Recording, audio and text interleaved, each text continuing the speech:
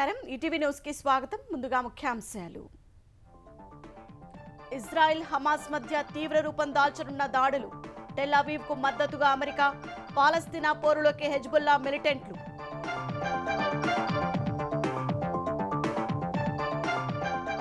ఇజ్రాయెల్లో చిక్కుకున్న 18,000 మంది భారతీయులు అప్రమత్తంగా ఉండాలన్న రాయబార కార్యాలయం సురక్షిత ప్రాంతాలకు వెళ్లాలని ఆదేశం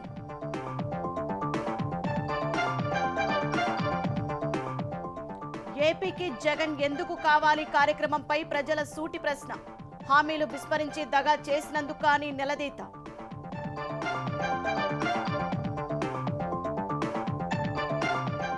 సుప్రీంకోర్టులో నేడు చంద్రబాబు కేసుపై విచారణ హైకోర్టు ఏసీబీ కోర్టుల్లో బెయిల్ పిటిషన్పై తీర్పులు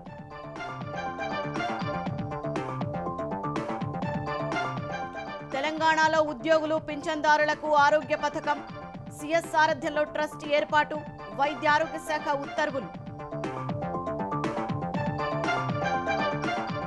నేడు ఉమ్మడి వరంగల్ జిల్లాకు మంత్రి కేటీఆర్ పలు అభివృద్ధి కార్యక్రమాలకు శంకుస్థాపన ప్రారంభోత్సవాలు 3 చోట్ల బహిరంగ సభలు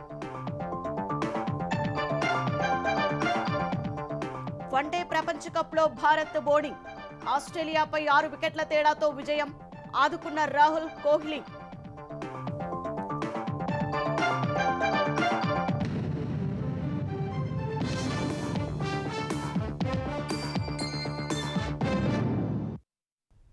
పశ్చిమాసియాలో హమాస్ ఇజ్రాయెల్ మధ్య మొదలైన యుద్ధం మరింత ముదిరే ప్రమాదం కనిపిస్తోంది. దాడులు ప్రతిదాడులతో పశ్చిమాసియా నెత్తురోడుతోంది. ఇజ్రాయెల్కు సాయం చేయడానికి అమెరికా రంగంలోకి దిగనుండగా అటు హమాస్కు మద్దతుగా లెబనాన్కు చెందిన హెజ్బుల్లా మిలిటెంట్లు దాడులు చేశారు. ఈ పరిణామాలు ప్రపంచ దేశాలను ఆందోళనకు గురిచేస్తున్నాయి.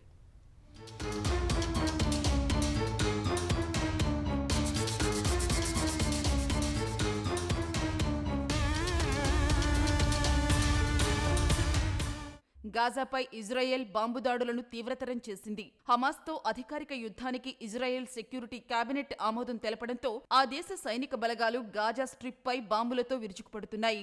ఈ దాడుల్లో ఇప్పటి వరకు ఇరువైపులా 1000 మందికి పైగా ప్రాణాలు కోల్పోగా వేలాది మంది తీవ్ర గాయాల పాలయ్యారు. ఇజ్రాయెల్కు మద్దతుగా అమెరికా, హమాస్కు మద్దతుగా లెబనాన్లోని హెజ్బొల్లా మిలిటెంట్లు రంగప్రవేశం చేయటం ప్రపంచ దేశాలను ఆందోళనకు గురిచేస్తోంది. డజన్ల కొద్దీ రాకెట్లు, మోర్టార్ షెల్స్ ను ఉత్తర ఇజ్రాయెల్లోని సైనిక స్థావరాలపై హెజ్బొల్లా ఉగ్రవాదులు దాడి చేశారు. పాలస్తీనా పోరాటానికి సంఘీభావంగా రాకెట్లు, షెల్స్ ను ప్రయోగించినట్లు హెజ్బొల్లా గ్రూప్ ప్రకటించింది. ఈ దాడులను ఇజ్రాయెల్ దళాలు తిప్పికొట్టాయి. హమాస్ ఉగ్రవాదుల చేతిలో బందీగా ఉన్నవారి రక్షణకు ఇజ్రాయెల్, ఈజిప్టు సాయం కోరింది. ఈజిప్టు నిఘా విభాగాధిపతి హమాస్ ప్రతినిధులతో మాట్లాడినట్లు కథనాలు వెలువడ్డాయి. హమాస్ ఉగ్రవాదుల దాడులను సమర్థవంతంగా అడ్డుకునేందుకు ఇజ్రాయెల్కు సహాయంగా తూర్పు మధ్యధరా సముద్రానికి ఫోర్డ్ క్యారియర్ స్ట్రైక్ గ్రూప్ ను పంపించనున్నట్లు అమెరికా రక్షణ శాఖ మంత్రి లాయిడ్ ఆస్టిన్ తెలిపారు. యుఎస్ఎస్ గెరాల్డ్ ఆర్ ఫోర్డ్కు చెందిన దాదాపు 5,000 మంది నావికులను పంపనున్నట్లు చెప్పారు. పెద్ద సంఖ్యలో నౌకలు, యుద్ధ విమానాలను పంపనున్నట్లు తెలిపారు. హమాస్కు ఆయుధాలు అందకుండా నిలువరించటమే లక్ష్యమని అమెరికా రక్షణ మంత్రి లాయిడ్ ఆస్టిన్ పేర్కొన్నారు. ఇజ్రాయెల్కు ప్రపంచ దేశాల మద్దతు కూడగట్టేందుకు అమెరికా దౌత్య ప్రయత్నాలను ముమ్మరం చేసింది. తీవ్రవాదుల దాడుల నుంచి తనను తాను రక్షించుకునే హక్కు ఇజ్రాయెల్కు ఉందని అమెరికా అధ్యక్షుడు బైడెన్ తెలిపారు. జోర్డాన్ రాజుతో మాట్లాడినట్లు చెప్పారు. Egypt, Türkiye, Qatar, Saudi Arabia, Jordan, Oman, UAE దేశాలతో సంప్రదింపులు జరపాలని తన బృందానికి సూచించినట్లు బైడెన్ వివరించారు. పాలస్తీనా అధ్యక్షుడు మహమూద్ అబ్బాస్తో అమెరికా విదేశాంగ శాఖ మంత్రి బ్లింకెన్ ఫోన్లో చర్చలు జరిపారు. వెస్ట్ బ్యాంకులో శాంతి, స్థిరత్వాన్ని నెలకొల్పాలని ఆయన కోరారు. ఇజ్రాయెల్ హమాస్ ఉగ్రవాదుల మధ్య భీకర యుద్ధం జరుగుతున్న నేపథ్యంలో అక్కడి భారతీయుల భద్రతపై ఆందోళన నెలకొంది. దాదాపు 18,000 మందికి పైగా భారతీయులు ఇజ్రాయెల్లోని వివిధ పట్టణాల్లో నివసిస్తున్నట్టు తెలుస్తోంది. ప్రస్తుతానికి వారంతా సురక్షితంగా ఉన్నట్లు సమాచారం. శనివారంతో పోల్చుకుంటే ప్రస్తుత పరిస్థితులు కొంత కుదుటపడినట్లు భారతీయులు కొందరు తెలిపారు. భారతీయ విద్యార్థులందరూ క్షేమమని హిబ్రూ వర్సిటీలో చదివే స్కాలర్ చెప్పారు. చాలా మంది విద్యార్థులు వసతి గృహాల్లోనే ఉంటున్నారని భారతీయ రాయబార కార్యాలయంతో సంప్రదింపులు జరుపుతున్నట్లు వివరించారు. గాజాలో నివాసం ఉంటున్న తాను, తన కుటుంబం సురక్షితమని ఓ భారతీయుడు తెలిపారు. జెరూసలేంలోని భారత రాయబార కార్యాలయం అక్కడి భారతీయులను అప్రమత్తం చేసింది. అత్యవసరమైతే తప్ప బయటకు రావద్దని సూచించింది. ఆంధ్రప్రదేశ్లో అధికార వైకాపా ఎందుకు రాష్ట్రానికి జగనే కావాలంటూ ప్రజల్లోకి వెళ్లేందుకు ఈ కార్యక్రమం చేపట్టనుంది. 4.5 ఏళ్లుగా సీఎం జగన్, ఆయన పరివారం చేస్తున్న అక్రమాలు, అరాచకాలు, అన్యాయాలు, వాగ్దాన భంగాలు, వంచనలు చర్చనీయాంశంగా మారాయి. ఏపీకి వైకాపా కావాలా, వైకాపాకు ఏపీ కావాలా అనే ప్రశ్న ఉత్పన్నమవుతోంది. హామీలు విస్మరించి వంచినందుక, వనరుల దోపిడీ చేసినందుకు మరో ఛాన్స్ ఇవ్వాలా అని ప్రజలు నిలదీస్తున్నారు. ఈ ప్రశ్నలకు సీఎం జగన్ కానీ, వైకాపా నేతలు కానీ సమాధానం చెప్పాలని డిమాండ్ వినిపిస్తోంది. ఏపీకి ప్రత్యేక హోదా, విశాఖలో రైల్వే జోన్, కడపలో స్టీల్ ప్లాంట్ వంటి రాష్ట్ర విభజన హామీల సాధనలో విఫలమైనందున రాష్ట్రానికి మీరే కావాలా జగన్? లేదంటే అధికారంలోకి వచ్చిన వారానికే సిపిఎస్ రద్దు చేస్తామంటూ ఉద్యోగులను నమ్మించి 4 ఏళ్ల తర్వాత జీపీఎస్ అంటూ మాట మార్చినందుక? మధ్యంతర భృతి కన్నా ఫిట్మెంట్ను తగ్గించి అత్యవసర పీఆర్సీని ప్రభుత్వ ఉద్యోగులకు కానుకగా ఇచ్చినందుక? లేక 2.60 లక్షల ప్రభుత్వ ఉద్యోగాలు భర్తీ చేస్తాం, ఏటా జాబ్ క్యాలెండర్ విడుదల చేస్తామని నిరుద్యోగ యువతను నమ్మించి నట్టేట ముంచినందుక? సిబిఎస్ఈ, ఇంటర్నేషనల్ సిలబస్, టోఫెల్ అంటూ అశాస్త్రీయ విధానాలతో పాఠశాల విద్యను గందరగోళంలోకి నెట్టినందుక? దళిత, గిరిజనులపై దాడులు, అకృత్యాలు పెరిగినందుక? 2021 జూన్కే పోలవరం నుంచి నీళ్లిస్తామని ఓసారి, 2022 ఖరీఫ్ కల్లా అని రెండోసారి చెప్పిన జగన్ తాజాగా ఆ గడువును 2025 జులైకి మార్చినందుక? డయాఫ్రమ్ వాల్, గైడ్ బండ్, ఎగువ కాపర్ డ్యాములలో నీటి లీకేజీ వంటి అనేక సమస్యలకు ప్రాజెక్టును ఆలవాలంగా చేసినందుక? పోలవరానికి సవరించిన అంచనాలకు కేంద్రం ఆమోదం సాధించనందుక? అధికారంలోకి వచ్చిన తొలినాళ్లలో 5 ప్రాధాన్య సాగునీటి ప్రాజెక్టులను ఏడాదిలోగా పూర్తి చేస్తామన్నారు. ఆ సంఖ్యను 28కి పెంచారు. వాటిలో ఒక్కటి పూర్తి చేయనందుక జగన్? ఏపీని అప్పుల కుప్పగా మార్చి ప్రజలపై 10 లక్షల కోట్ల రూపాయలకు పైగా రుణభారాన్ని మోపినందుక? వేల కోట్ల రూపాయల బిల్లులు బకాయిలు పెట్టి ఏపీ అంటేనే కాంట్రాక్టర్లు ముఖం చాటేసేలా చేసినందుక? అప్పు తెస్తే గాని ఉద్యోగులకు జీతాలు, విశ్రాంత ఉద్యోగులకు పింఛన్లు ఇవ్వలేని స్థితికి రాష్ట్ర ఆర్థిక వ్యవస్థను దిగజార్చినందుక? 1వ తారీఖున జీతమొస్తే చాలనుకునే స్థితిలోకి ఉద్యోగులను నెట్టేయలేదా? తెదేపా హయాంలో కుదుర్చుకున్న ఒప్పందాలన్నిటినీ సమీక్షిస్తామంటూ పెట్టుబడిదారులను బెదిరించి బయటకు పంపారు కదా. 70,000 కోట్ల రూపాయలతో విశాఖలో డేటా సెంటర్ ఏర్పాటు చేస్తామన్న అదానీ సంస్థ 21,000 కోట్ల రూపాయలకే ఎందుకు పరిమితమైంది? అమరరాజా బ్యాటరీస్పై ఎంతగా రాజకీయ కక్ష సాధించారు? ఆ సంస్థ ఏపీలో ప్రాజెక్టు విస్తరణను కాదని తెలంగాణలో 9,500 కోట్ల పెట్టుబడులు పెడుతోంది కదా. కియా అనుబంధ యూనిట్లు రాకుండా చేయలేదా? లులు సంస్థను విశాఖ నుంచి కోయంబత్తూర్, హైదరాబాదుకు తరిమేయలేదా? విశాఖలో పెట్టుబడుల సదస్సులో 13.12 లక్షల కోట్ల రూపాయల పెట్టుబడులు వచ్చాయని చెప్పిన మీరు వాటిలో కొన్నైనా రాబట్టారా?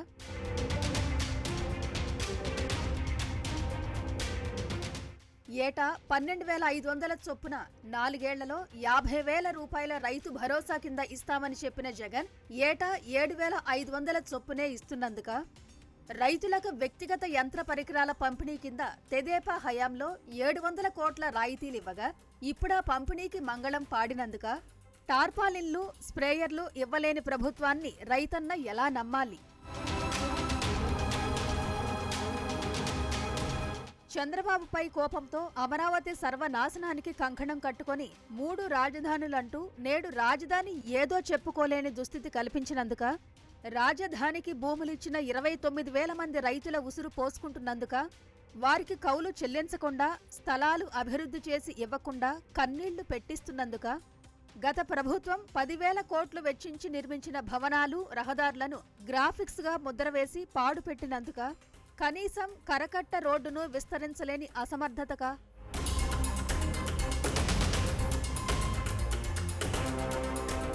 దశలవారీగా మద్య నిషేధం అమలు చేస్తామని చెప్పి తీరా ప్రభుత్వమే మద్యం విక్రయిస్తూ ఆ వ్యాపారాన్ని అస్మదీయుల చేతుల్లో పెట్టినందుక?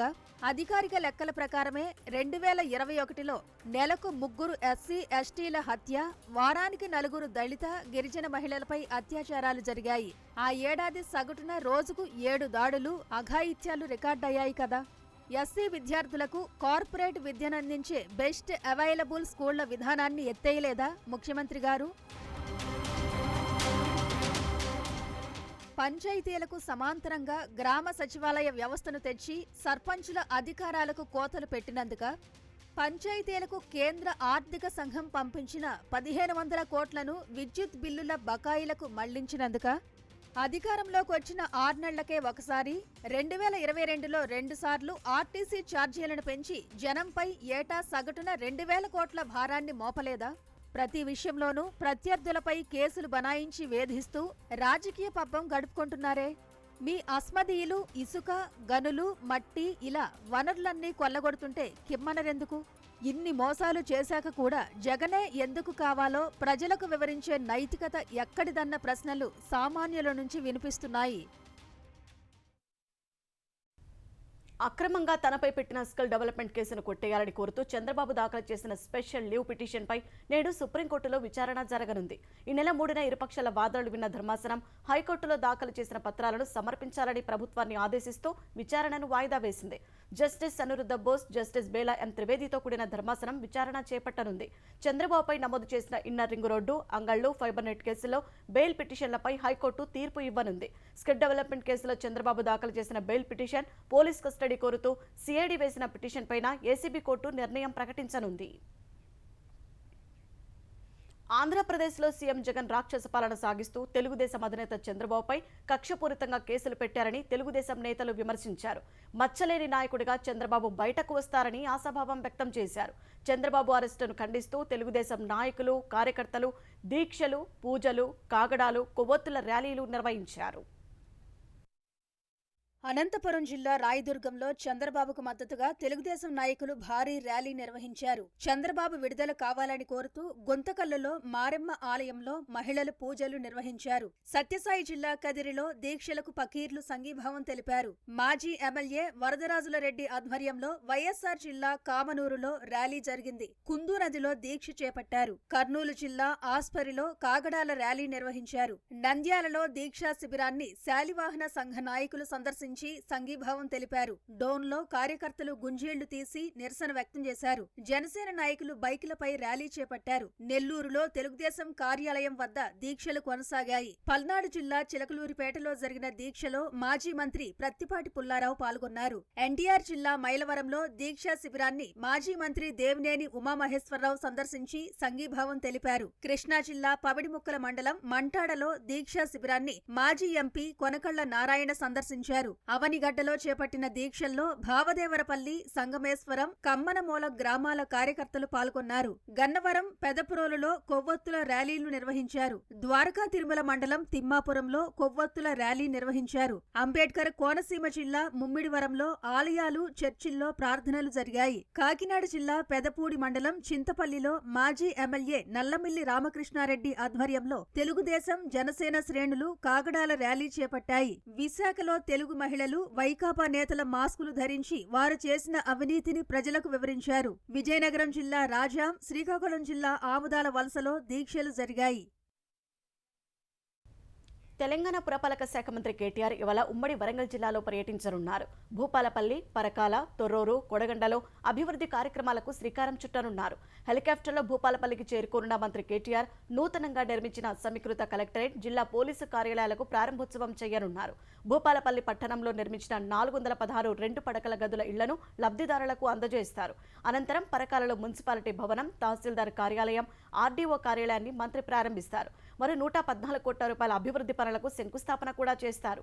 భూపాలపల్లి, పరకాల, తొర్రూరులో జరిగే బహిరంగ సభల్లో మంత్రి కేటీఆర్ పాల్గొంటారు. ప్రభుత్వ ఉద్యోగులకు తెలంగాణ ప్రభుత్వం తీపి కబురు అందించింది. ఉద్యోగులు, పింఛన్దారుల కోసం ఎంప్లాయీస్ హెల్త్ కేర్ ట్రస్ట్ను ఏర్పాటు చేసింది. ఈ మేరకు జీవో నంబర్ 186ను తెలంగాణ ప్రభుత్వం విడుదల చేసింది. ఉద్యోగులు, పింఛన్దారులతో పాటు వారి కుటుంబ సభ్యులకు ప్రయోజనం కలగనుంది. ఈ పథకం నిర్వహణకు ప్రభుత్వ ప్రధాన కార్యదర్శి నేతృత్వంలో ఓ బోర్డును ఏర్పాటు చేశారు. అధికారులు, ఉద్యోగులు, పింఛన్దారులు సభ్యులుగా వ్యవహరిస్తారు. ఉద్యోగులు, పింఛన్దారులకు హెల్త్ స్కీమ్ అమలు సంతోషకరమని మంత్రి హరీష్ రావు హర్షం వ్యక్తం చేశారు. ప్రత్యేక బోర్డు ఏర్పాటుపై సీఎం కేసీఆర్ కు కృతజ్ఞతలు తెలిపారు. ఎంప్లాయీస్ హెల్త్ స్కీమ్ ప్రకటించిన సీఎం కేసీఆర్ కు టీఎన్జీఓ అధ్యక్షుడు రాజేందర్ కృతజ్ఞతలు తెలిపారు. తెలంగాణలో అధికారంపై గురిపెట్టిన కాంగ్రెస్ పార్టీ ఉచిత హామీలతో పాటు భారాస వ్యతిరేక ఓటు చీలకుండా భావస్వరూపం కలిగిన పార్టీలతో చర్చలు జరుపుతోంది. తెలంగాణ జనసమితి అధ్యక్షుడు కోదండరాంతో హస్తం పెద్దలు చర్చలు జరిపినట్టు సమాచారం. ఇటీవల ఢిల్లీ వెళ్లిన కోదండరాం కాంగ్రెస్ పెద్దలను కలిసినట్టు తెలుస్తోంది. కాంగ్రెస్తో పొత్తుకు సుముఖత వ్యక్తం చేసిన ఆయన 12 సీట్లు కేటాయించాలని కోరినట్లు సమాచారం. అన్ని కాకపోతే కనీసం 6 స్థానాలైనా ఇవ్వాలని హస్తం అధినాయకత్వానికి విజ్ఞప్తి చేసినట్టు తెలుస్తోంది. జహీరాబాద్, గద్వాల, ముదోల్, ఎల్లారెడ్డి, కోరుట్ల, సంగారెడ్డి, సూర్యాపేట నియోజకవర్గాల సీట్లు కోరినట్లు సమాచారం. జనగాం నుంచి బరిలో దిగాలని కాంగ్రెస్ పెద్దలు కోరగా కోదండరాం సుముఖత వ్యక్తం చేసినట్లు సమాచారం. సాధారణ ఎన్నికలకు వైకాపా శ్రేణులను సిద్ధం చేయడమే లక్ష్యంగా విజయవాడలో నేడు ఆ పార్టీ విస్తృత స్థాయి సమావేశం జరగనుంది. వైఎస్ఆర్సీపీ సమరభేరి పేరిట ఇందిరాగాంధీ మున్సిపల్ మైదానంలో భేటీ నిర్వహిస్తోంది. ఈ సమావేశానికి 8,000 మంది నేతలను ఆహ్వానించారు. ఉదయం 10 గంటలకు సీఎం జగన్ అధ్యక్షతన జరిగే ఈ సమావేశంలో వచ్చే ఎన్నికల్లో ఎలా ముందుకు వెళ్లాలనే అంశంపై దిశానిర్దేశం చేస్తారు.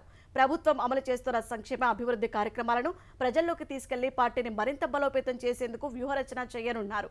Why AP needs CM Jagan పేరిట త్వరలో వైకాపా ఓ కార్యక్రమం చేపట్టనుంది. ఇప్పటికే విధి విధానాలు, కార్యాచరణపై మంత్రులు, ఎమ్మెల్యేలతో సీఎం జగన్ చర్చించారు.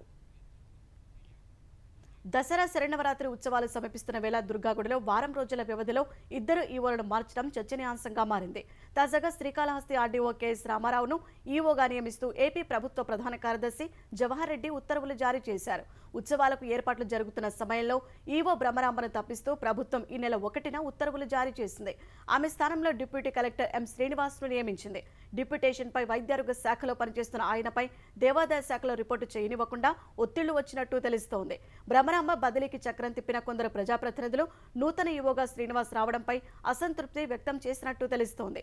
చివరకు కెఎస్ రామారావును ఈవోగా నియమిస్తూ ప్రభుత్వం ఉత్తర్వులు జారీ చేసింది.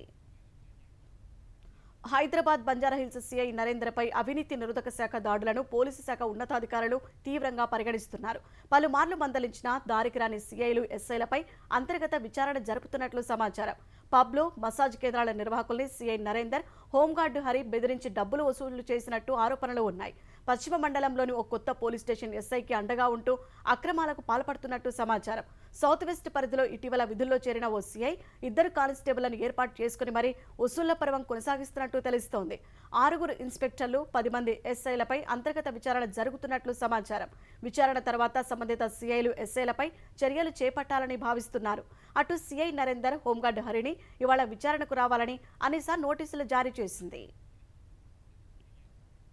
కృష్ణా నదీ జలాల విషయమై ఏపీకి తీరని ద్రోహం జరుగుతుంటే సీఎం జగన్ ఏమీ పట్టనట్టు వ్యవహరిస్తున్నారని మాజీ ఉపసభాపతి మండలి బుద్ధప్రసాద్ విమర్శించారు. సీఎం జగన్ ఢిల్లీ వెళ్లి తన కేసులు, అవినాష్ రెడ్డి కేసుల గురించి మాట్లాడుకోవడాన్ని చూస్తే ఏపీ ప్రయోజనాల పరిరక్షణ వైకాపా ప్రభుత్వానికి పట్టనట్లు కనిపిస్తోందని ఆరోపించారు. వైకాపా పాలనలో ఏపీకి తీరని అన్యాయం జరుగుతోందని మండలి బుద్ధప్రసాద్ ఆందోళన వ్యక్తం చేశారు. కృష్ణా జలాలకి ప్రమాదం పొంచి ఉంది. మన కేంద్ర కేబినెట్ తెలంగాణ, ఆంధ్ర మధ్య ఈ నదీ జలాల పునఃపంపిణీ చేయాలని చెప్పిన ఒక నోటిఫికేషన్ విడుదల చేసిన తర్వాత దాన్ని రాష్ట్ర ప్రభుత్వం ధీటుగా ఎదిరించలేకపోయింది. మన పార్లమెంట్ సభ్యులు ఒక్కరు కూడా నోరెత్తి మాట్లాడిన పరిస్థితి లేదు. ముఖ్యమంత్రి గారు ఈ రోజు వరకు నోరు తెరిచిన పరిస్థితి లేదు. రష్యాకు ఉత్తర కొరియా ఆయుధాలను సరఫరా చేస్తోందని అమెరికాకు చెందిన మేధోమథన సంస్థ అనుమానం వ్యక్తం చేసింది. ఉత్తర కొరియా, రష్యా సరిహద్దులో రైళ్ల రద్దీ పెరగడం ఆయుధాల సరఫరాను బలపరుస్తోందని అభిప్రాయపడింది. ఇటీవల విడుదలైన ఉపగ్రహ చిత్రాల్లో ఉత్తర కొరియా, రష్యా సరిహద్దుల్లో రైళ్ల రద్దీ పెరిగినట్లు అమెరికా మేధోమథనం సంస్థ తెలిపింది. రష్యా ఆయుధ సాంకేతిక పరిజ్ఞానాన్ని పొందేందుకు ఉత్తర కొరియా నియంత కిమ్ జోంగ్ ఉన్ ఆయుధాలు సరఫరా చేస్తున్నట్లు ఆ సంస్థ ప్రతినిధి ఆరోపించారు. ఇటీవల రష్యాలో పర్యటించిన కిమ్ ఆ దేశ అధ్యక్షుడు పుతిన్తో భేటీ అయ్యారు. రష్యాలోని ఆయుధాగారాలను సందర్శించారు. ప్రత్యర్థి పార్టీలకు ధీటుగా ప్రచారం హోరెత్తించాలని కాంగ్రెస్ వ్యూహరచన చేస్తోంది. అగ్రనేతలను రంగంలోకి దింపి భారీ బహిరంగ సభలు నిర్వహించేందుకు కసరత్తు చేస్తోంది. తెలంగాణలో జరుగుతున్న రాజకీయ పరిణామాలపై చర్చించి ప్రచార వ్యూహాన్ని ఖరారు చేసేందుకు రేపు గాంధీ భవన్లో కాంగ్రెస్ రాజకీయ వ్యవహారాల కమిటీ కీలక భేటీ జరగనుంది. తెలంగాణ పీసీసీ అధ్యక్షుడు రేవంత్ రెడ్డి, ఇన్ఛార్జి మాణిక్రావు ఠాక్రే, ఏఐసీసీ కార్యదర్శులు సహా కీలక ముఖ్య నేతలంతా ఇందులో పాల్గొననున్నారు. ఈ నెల 2వ వారం నుంచి తెలంగాణ కాంగ్రెస్ ముఖ్య నేతలంతా కలిసి బస్సు యాత్ర చేపట్టాలని ఇప్పటికే నిర్ణయించారు. తొలి 2 రోజులు ప్రియాంక గాంధీ, ఆ తర్వాత రాహుల్ గాంధీ పాల్గొనేలా ప్రచార ప్రణాళికను సిద్ధం చేస్తున్నారు. ప్రధాన పట్టణాల్లో బహిరంగ సభలు కూడా ఏర్పాటు చేయనున్నారు. కాంగ్రెస్ అధికారంలోకి వస్తే వెనుకబడిన వర్గాల సంక్షేమం కోసం అమలు చేరున్న పథకాలతో బీసీ డిక్లరేషన్ను కర్ణాటక ముఖ్యమంత్రి సిద్ధరామయ్యతో విడుదల చేయించనుంది. మైనార్టీ, ఎస్సీ, ఎస్టీ, మహిళా సంక్షేమ హామీలతోనూ డిక్లరేషన్లు విడుదల చేయనున్నారు. Ladakh autonomous hill development council ఎన్నికల్లో నేషనల్ కాన్ఫరెన్స్ కాంగ్రెస్ కూటమి విజయం సాధించింది. మొత్తం 22 సీట్లు గెలుచుకుని విజయదుందుబి మోగించింది. అక్టోబర్ 4వ తేదీన కౌన్సిల్లోని 26 స్థానాలకు జరిగిన ఎన్నికల్లో నేషనల్ కాన్ఫరెన్స్ 12 సీట్లు, కాంగ్రెస్ 10 స్థానాల్లో గెలుపొందినట్లు అధికారులు ప్రకటించారు. భాజపా స్వతంత్రులు తలా 2 స్థానాల్లో గెలుపొందినట్లు చెప్పారు. ఆర్టికల్ 370 రద్దు తర్వాత లద్దాఖ్ను కేంద్రపాలిత ప్రాంతంగా ప్రకటించిన తర్వాత జరిగిన మొదటి ఎన్నికలని అధికారులు తెలిపారు.